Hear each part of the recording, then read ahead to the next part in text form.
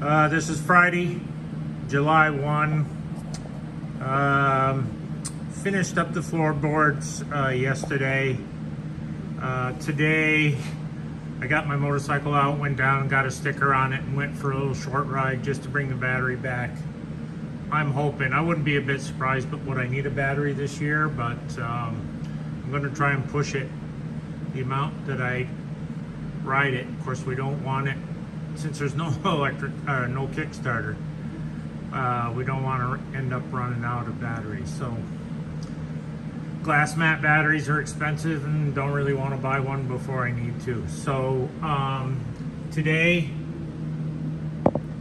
designed some brackets on in Design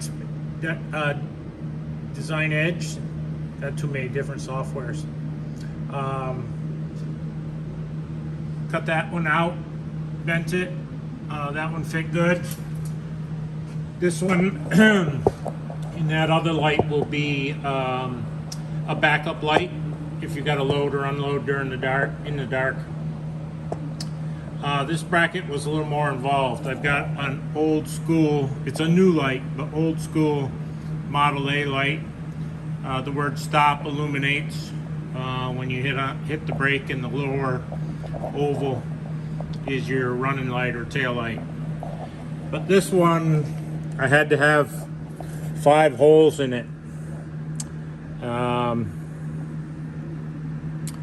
4 holes, 2 for the wires, 2 for the screws, and then 1 down on the bottom where it bolts into the floorboards. This part of the floorboards has no support under them. They rely on these 2 end screws to hold the floor up. This end back here is supported on this 1/2-inch flat bar. But say from here all the way to here, there's a gap under this. So yesterday I turned bushings, which I don't know if we can see them or not. Yeah, it's kind of dark up in here. I don't have the light on. Anyway, in that space,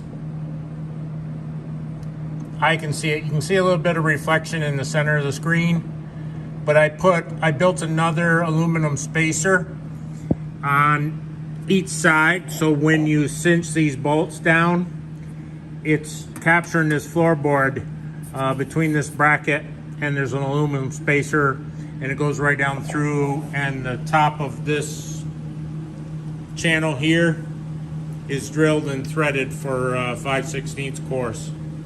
So you aren't going to collapse this running board. Plus they have a nice solid connection point for these 2 lights. So one on the left will be backup and will operate off a toggle switch.